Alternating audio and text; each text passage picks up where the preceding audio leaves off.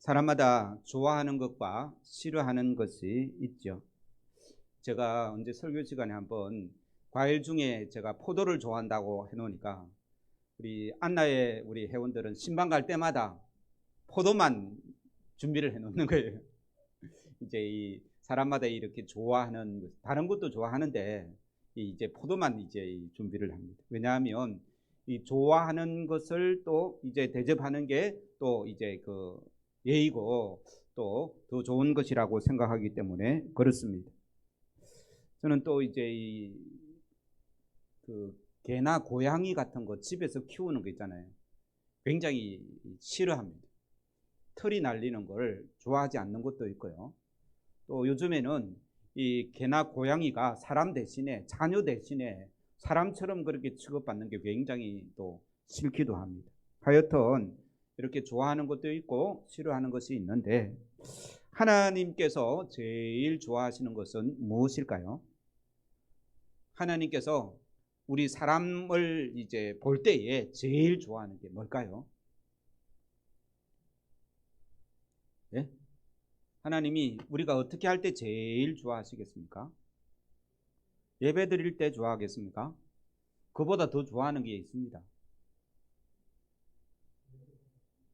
죄를 고백하는 것. 예, 그것도 연관이 있습니다. 예.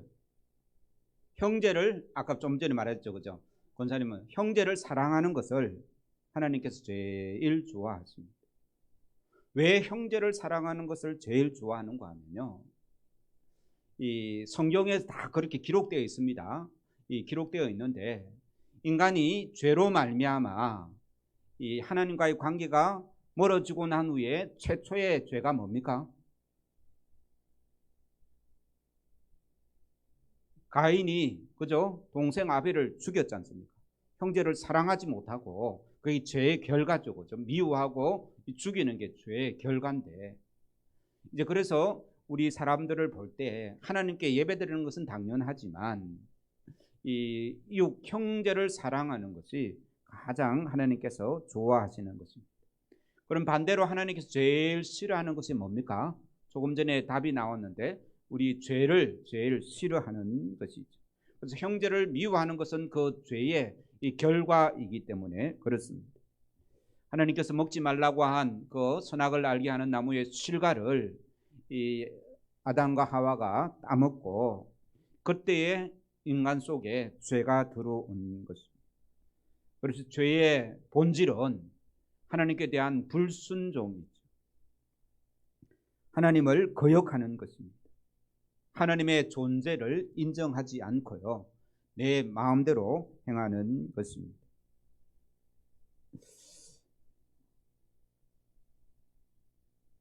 하나님이 왜 이 죄를 싫어하실까요? 죄를 싫어하는 이유가 있을 것 아닙니까? 그렇죠? 제가 고양이를 싫어하는 이유가 뭡니까? 날리는 털 때문에 싫어한다 했죠. 그렇죠? 하나님께서 죄를 싫어하는 이유가 있습니다. 왜 죄를 하나님께서 싫어하시겠습니까? 여러 가지로 대답할 수 있습니다. 첫 번째는 하나님은 거룩하신 하나님이기 때문에 죄를 가까이 할 수 없는 거예요. 그래서 인간을 너무나 사랑하는데 인간이 죄를 안 짓고 있으면 그냥 안아줄 수 있는데 인간이 죄에 빠져 있으니까 어떻게 합니까? 안아줄 수가 없는 거예요. 우리를 사랑하시는데 이 함께 할 수가 없는 것은 하나님께서는 답답한 일이죠. 그렇죠? 이 내가 사랑하는 이 애완견이 있습니다. 그죠? 날마다 침대에서 같이 잔다고 생각해 보세요. 근데 그 애완견이 이 더러워졌다면 어떻게 합니까? 예. 씻기 전에는 같이 할 수 없지 않습니까? 그러니까 하나님이 죄를 미워하시는 이유가 우리를 사랑하시고 우리와 함께 하시고 우리를 안아주시기를 원하시는데 우리가 죄에 빠져 있기 때문에 우리를 미워하는 것이 아니라 뭘 미워한다고요? 죄를 미워하고 죄를 싫어하는 것입니다. 죄가 인간의 들어옴으로 말미암아 하나님과 인간 사이에 분리가 생겼습니다. 그리고 또 인간과 인간과의 이 관계도 깨어져 버리는 것이죠. 갈등이 일어나는 것입니다. 인간이 창조물로부터도 거부를 당하게 됩니다.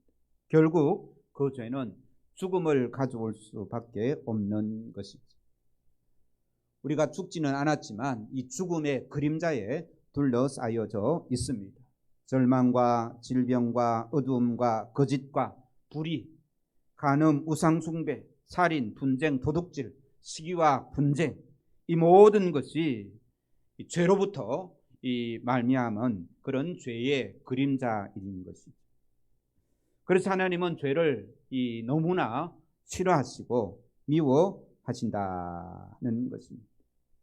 그래서 시편 66편에 보시면요, 내가 나의 마음에 죄악을 품었더라면 주께서 듣지 아니하시리라. 죄 때문에 하나님과 하나 되지 못하고 죄 때문에 우리의 기도를 들어주지 못하는 그 하나님의 마음을 성경은 말씀하고 있습니다. 우리의 기도가 응답되지 않고 하나님과 통하지 않는 이유도 다 죄 때문이다는 말씀입니다.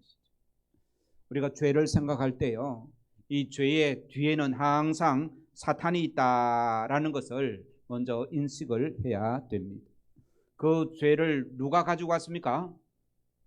사탄이 뱀에게 들어와서 뱀이 그저 하와를 이 꼬시죠, 그죠? 하와가 그 유혹에 넘어가게 되는 것입니다. 그래서 죄를 지었다면 뒤에 분명히 사탄의 이 조종이 있다라는 것입니다. 우리가 죄를 지을 때 환경 때문에 죄를 짓겠습니까? 아니면 이 사탄 때문에 죄를 짓겠습니까? 이 가난이 죄다라는 말이 있죠, 그죠? 가난한 사람이 죄를 많이 짓겠습니까? 아니면 부유한 사람이 죄를 많이 짓겠습니까? 가난이 죄다라는 말도 맞지 않는 거예요. 상황 자체는 죄가 아닌 거예요. 상황 때문에 죄를 짓는다고 말하지만 상황 때문에 다 죄를 짓는 것이 아닙니다. 가난이 죄다라는 말도 맞지 않는 게요, 우리나라가 가난합니까? 아니면 부자입니까? 우리나라 부자 나라입니다. 엄청나게 부자 나라입니다. 그럼 우리나라에 죄가 없습니까? 더 많습니다. 또 어떤 사람은 죄는 심리학적 현상이다 라고 말하는 사람이 있습니다. 그렇지 않습니다. 죄는 사탄이 우리를 뒤에서 조종하기 때문에 그렇습니다. 그런데 이러한 이 사람이 죄를 저질렀을 때, 오늘 본 말씀에 그러잖아요. 내 형제가 죄를 범하거든 이라고 오늘 말씀을 시작하고 있습니다. 여기서 내 형제는 누굴까요? 내 형제, 집안 식구이기도 하고요. 여기서 말할 때는 이 유대인 공동체를 말하는 겁니다. 오늘날로 말하면 교회 공동체를 말하는 것. 내 형제가 죄를 저지를 때 공동체는 죄를 어떻게 다루어야 되는지 말씀하고 예수님께서 말씀하시는 그런 내용입니다. 왜냐하면 그 하나님께서 죄를 싫어하시는데 그 죄를 잘 다루어야 하나님과 이 통하는 게 있다라는 것입니다. 우리가 교회 생활하고 예배를 드리고 또 하나님과의 관계를 가지고 이 세상을 살아가는데요, 하나님께 큰 복과 은혜를 받으려고 하면 이 죄의 문제를 지혜롭게 잘 처리해야 된다는 말씀입니다. 여기서 우리가 한 가지 기억해야 하는 것, 오늘 본문에는 그런 말이 없는데 원래 원어 성경에는 있는 말이 하나 빠졌습니다. 어떤 말이 빠졌는가 하면요, 15절에서 너에게라는 단어가 빠져 있습니다. 이 빠진 너에게라는 단어를 어디에 넣어야 되겠습니까? 15절 한번 보세요. 이 너에게라는 단어가 빠져 있다 했죠, 그죠? 그래서 이 형제가 내 형제가 죄를 범하거든 할 때 죄 앞에 사 기록되어 있습니까? 거기 보면 사가 무슨 뜻입니까? 밑에 보면 사에 대해서 설명하고 있죠, 그죠? 어떤 사본에는 내게 죄를 범하거든. 그러니까 원어에 내게 죄를 범하거든, 내게라는 말이 있는데 우리 성경에는 빠졌다라는 거예요. 그래서 오늘 본문을 우리가 이해하기 시작할 때 먼저 기억해야 되는 것은 이 형제의 죄는 어떤 죄라고요? 나에게 지은 죄.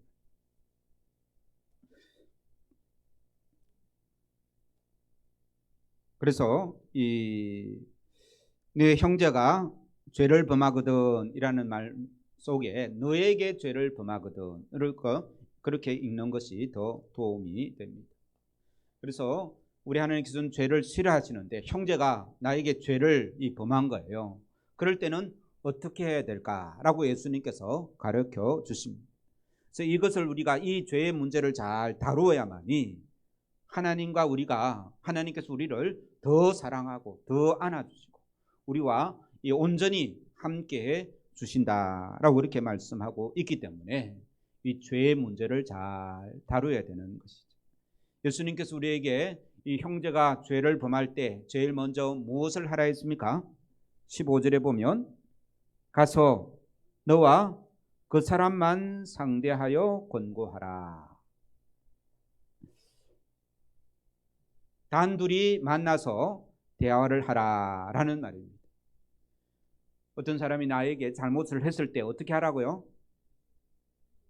그 사람에게 직접 가서 그 사람과만 먼저 상대를 하라는 것입니다.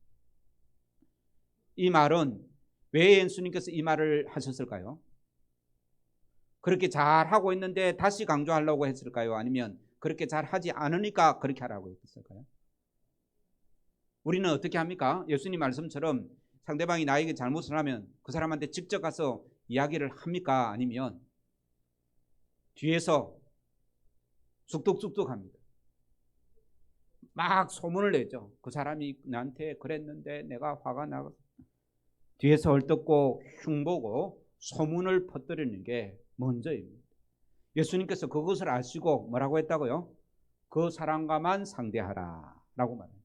따라서 한번 해보시기 바랍니다. 그 사람과만 상대하라. 네. 단둘이 만나요. 이게 먼저입니다. 이것 없이 내 입장에서 순수히 내 입장에서 그 사람을 헐뜯고 비난하는 그것 또한 죄의 인물 우리가 알아야 될 줄로 믿습니다. 그런데요, 사실요, 이런 용기가 없죠, 그죠? 그래서 그 사람 앞에서는 뭐 괜찮은 것처럼 하고 돌아서서는 막 비난하고 함부로 말하는 그런 경우들이 참 많이 있습니다. 우리 새해 올 2023년 한 해 주님 앞에 오늘 말씀을 듣고 결단하시기 바랍니다. 이 죄의 문제를 먼저 그 사람과만 먼저 이 예수님 말씀에 순종해서 그 사람에게 직접 그 사람에게 말할 용기가 없으면요 그냥 기도만 하고 있어요.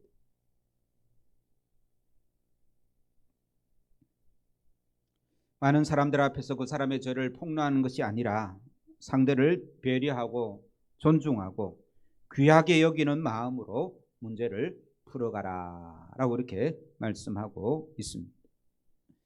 이 권고와 권면은 정죄나 이 비판과는 다른 것임을 우리가 기억해야 합니다.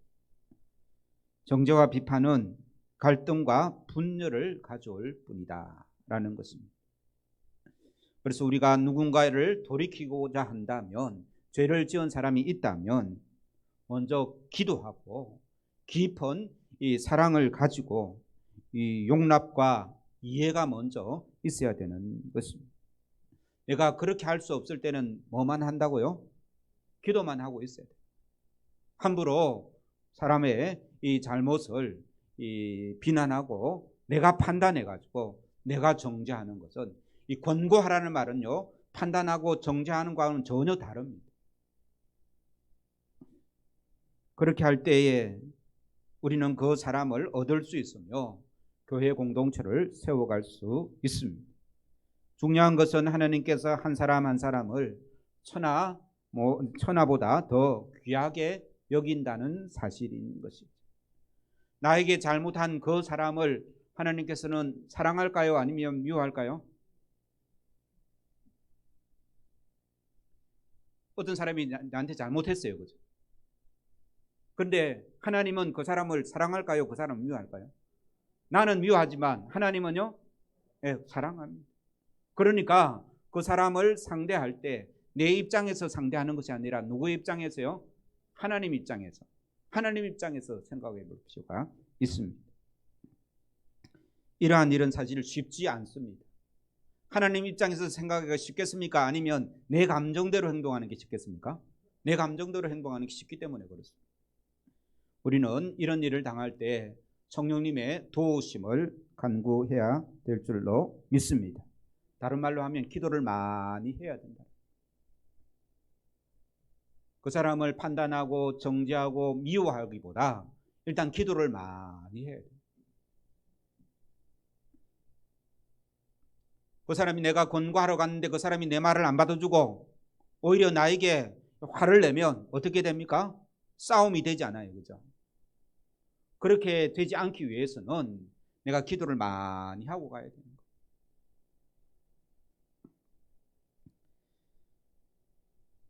이렇게 이제 그 사람과만 상대하라라는 말은 하나님 앞에서 그 죄의 문제를 같이 해결하자라는 마음으로 그 사람을 상대하라는 것입니다.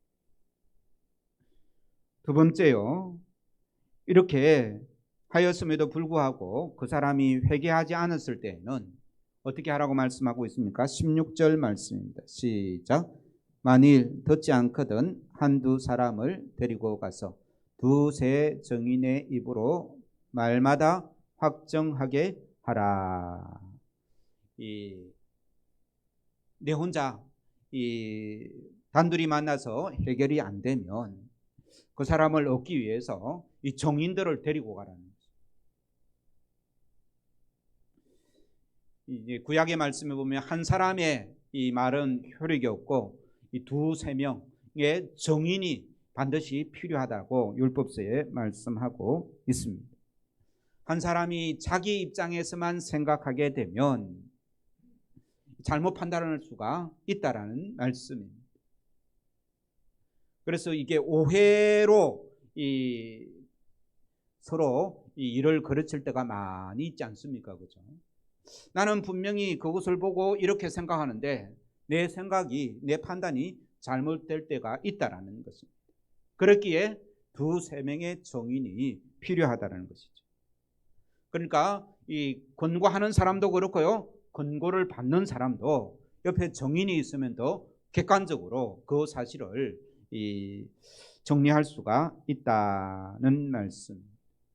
이렇게 내 혼자 안 되면 두세 명의 정인을 데리고 가라라는 말은 그 사건을 객관화시킬 필요가 있다라는 의미이기도 하고요.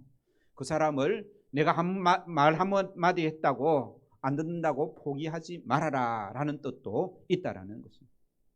대부분의 사람들은 내가 이제 권고하고 좋게 조언을 했는데도 말 안 들으면 주로 어떻게 생각합니까? 지가 알아서 하겠지 하고 말잖아요. 그죠? 근데 예수님께서는 한번 이야기하고 포기하지 말아라는 거예요. 다른 사람을 같이 데리고 가라는 거예요. 정인을 데리고 가라. 이것이 한 사람을 사랑하시는 하나님의 마음입니다. 포기하지 않으시는 그런 하나님의 마음인 것이죠. 하나님은 죄를 심각하게 생각하십니다. 회개하지 않는다는 것은 죄를 심각하게 생각하지 않는 것이죠. 그래서 다른 사람을 데리고 같이 다시 한번 권고하라라고 이렇게 말씀하고 있습니다. 세 번째, 그래도 강팍한 마음을 돌이키지 않고 회개하지 않으면 그때에는 어떻게 하라고 말합니까? 17절입니다. 같이 읽겠습니다. 시작. 만일 그들의 말도 듣지 않거든 교회에 말하고, 교회에 말하라. 이 교회 공동체까지 그 죄의 문제가 연결되어져 있기 때문에 그렇습니다.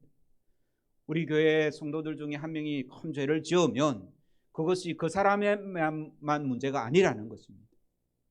그것이 온 교회에 이 영향력을 미칠 수 있는 큰 이 문제가 되는 것입니다. 그래서 이 두세 정인을 데리고 갔는데도 회개하지 않으면 교회에 말하라라고 이렇게 말하고 있습니다. 교회 공동체의 기도와 권면과 훈계를 뜻하는 것입니다. 초대교회는요, 이러한 예수님의 명령을 굉장히 중요한 것으로 여겼습니다. 그래서 성도들 중 누군가가 큰 죄를 저질렀을 때 그 문제를 모두의 문제로 생각하였고 함께 기도하고 함께 회개하고 함께 문제를 해결해 나갔습니다. 교회 공동체는 그리스도 안에서 한 몸이기 때문에 그렇습니다. 그래서 고린도전서 12장 26절에 보시면요, 이렇게 기록하고 있습니다. 만일 한 지체가 고통을 받으면 모든 지체가 함께 고통을 받고, 한 지체가 영광을 얻으면 모든 지체가 함께 즐거워하느니라. 너희는 그리스도의 몸이요 지체의 각 부분이다 라고 이 고린도전서에서 말씀하고 있는 것이죠. 그래서 이 교회는요, 이 성도들의 그 죄의 문제를 치리할 수 있는, 돕고 또 그것을 회개케 하는 그런 기능이 있다라고 우리 주님께서 오늘 말씀하고 있는 것이죠. 그래서 이 정죄와 비판이 아닌 사랑과 희생으로 함께 기도하고 그 사람의 죄를 위해서, 죄를 해결하기 위해서 노력해야 되는 것이 교회다는 것입니다. 그러나 그럼에도 불구하고 회개하지 않는다면 최후의 수단으로 17절 하반절에 뭐라고 말합니까?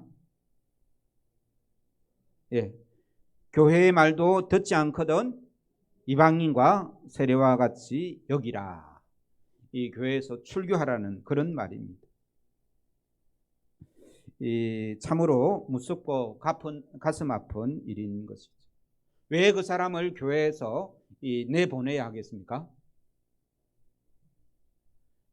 교회는 철저하게 이 죄를 해결해야 되는 것, 죄를 회개하도록 돕는 곳이 교회인데, 그 교회의 이 권고를 듣지 않으면 내보내라는 것이죠. 왜 내보낼까요? 교회를 지키기 위해서 그렇습니다. 교회는 순결한 곳입니다. 왜 순결한 곳인가 하면 이 회개가 있기 때문에 그렇습니다. 회개하지 않는 자는 이 죄인으로 그대로 있기 때문에 교회 공동체에 들어올 수 없는 것이죠. 우리가 죄인을 사랑하고 그 죄인을 용납한다라는 그 전제는 그 죄인이 무엇을 한다고요? 회개한다는 전제입니다. 예수 그리스도의 그 십자가의 은총, 이 구속의 그 은총, 죄 사함의 그 이 길을 인정하고 그 은혜 앞에 나아온다라는 전제하에서 우리가 이 하나님의 백성이라는 것이죠. 그런데 그것을 거부한다라는 것은 하나님의 백성이 아니라는 그러한 말씀입니다. 사실 사람의 마음을 돌이키고요, 이 회개케 하는 게 쉬울까요? 어려울까요? 어렵습니다. 자기 배에서 난 이 자녀도 그 마음을 부모 마음대로 못하지 않습니까? 그죠? 그런데 이 다른 사람, 온전한 인격을 가지고 있는 그 사람을 어떻게 회개케 할 수 있겠습니까? 그런데 교회는 어떻게 한다고요? 그 일을 위해 애를 쓰라는 말씀. 그런데 그렇게라도 이 교회의 질이, 이 교회의 권면을 듣지 않으면 이 교회에서 내보내라라고 이렇게 말씀하고 있습니다. 실제로 우리 장로고 헌법에 보면요, 이 치료를 행할 때 제일 마지막 이 벌이 이 출교라는 벌이 있습니다. 교회에서 나가게 하는 그런 벌이 있습니다. 왜 교회에서 사람을 나가게 하겠습니까? 교회를 지키기 위해서 그렇다는 것입니다. 그래서 우리는 오늘 말씀을 이렇게 네 단계로 예수님께서 말씀하시고 그냥 여기서 끝내지 않고요, 뒤에 세 절이 더 있죠. 여기에 우리가 좀 더 이 관심을 가져야 되는 것입니다. 마음을 돌리고 회개하는 것, 이것은 우리의 영역이 아니라 하나님의 영역이기 때문에 그렇습니다. 그래서 이 18절, 19절 이 말씀이 다 기도하라라는 말씀인데요. 19절 말씀 같이 읽겠습니다. 시작. 진실로 다시 너희에게 이르노니 너희 중에 두 사람이 땅에서 합심하여 무엇이든지 구하면 하늘에서 계신 내 아버지께서 그들을 위하여 이루게 하시리라. 두세 사람이 내 이름으로 모인 곳에 나도 그들 중에 있느니라. 여기서 두세 사람이 내 이름으로 모인 곳에, 이 내 이름으로 모여서 뭐 한단 말입니까? 기도한다라는 거예요. 그곳에 나도 너희와 함께 있겠다. 여기서 오늘 본 말씀의 기도는 어떤 기도를 말하죠? 18절, 19절, 20절 이 말씀은 앞에 예수님께서 하신 말씀과 연관이 있겠습니까? 없겠습니까? 있죠, 그죠? 그러니까 교회는 무엇을 해야 된다고요? 죄 지은 사람을 회개케 하기 위해서 기도해야 된다. 그럴 때 내가 너희와 함께 있겠다라고 이렇게 말씀하시는 것이죠. 오늘 말씀을 정리하겠습니다. 교회 공동체는 모두가 함께 걸어가는 하나님 나라의 백성이다라는 말씀. 오늘 말씀은 이 하나님께서 사람을 세우고 교회를 세워 나가는 일에 대해서 하시는 말씀인 것이죠. 때로는 우리는 죄를 짓기도 하고 무너지기도 하고 주님을 떠나기도 합니다. 그때 우리는 서로가 서로를 세워주고 지탱해주고 권면해주고 일으켜야 된다는 말씀입니다. 때로는 1대1로 권면하기도 하고요. 때로는 두세 사람으로 권면하기도 하고 때로는 교회 공동체의 권면으로 그렇게 도와야 된다는 말씀인 것이죠. 그러나 그 안에 가장 중요한 것은 주님 안에서의 사랑과 용서다는 것입니다. 예수님께서 지금 이 강조하는 것이 무엇입니까? 회개케 하는 거지 않습니까? 돌이키게 하는 거예요. 그 죄에서 돌이키게 하는 것을 예수님께서는 그렇게 이 일을 위해서 1대1로 또 두세 사람으로 또 어떻게 해요? 교회가 전체가 애를 쓰라라는 그런 말씀인데 이 회개하는 것이 그토록 중요하다는 말씀입니다. 그래서 더불어 우리는 서로를 위해 이 기도해야 되는 존재로 말씀하고 있는 것입니다. 기도는 모든 일을 가능하게 하는 하나님을 움직이는 힘이기 때문에 그렇습니다. 이 모든 것을 통해 우리가 주님 안에서 지극히 아름다운 하나님의 나라를 이 땅에 누리는 아름다운 교회를 만들어가는 아름다운 이 공동체를 만들어가는 이 예수님의 이 가르침을 우리가 알고 우리도 이 죄 지은 자를 위해서 기도하고 또 권고하고 사랑하며 세워나가는 복된 은혜의 성도들이 되기를 주의 이름으로 축원합니다. 우리 찬송가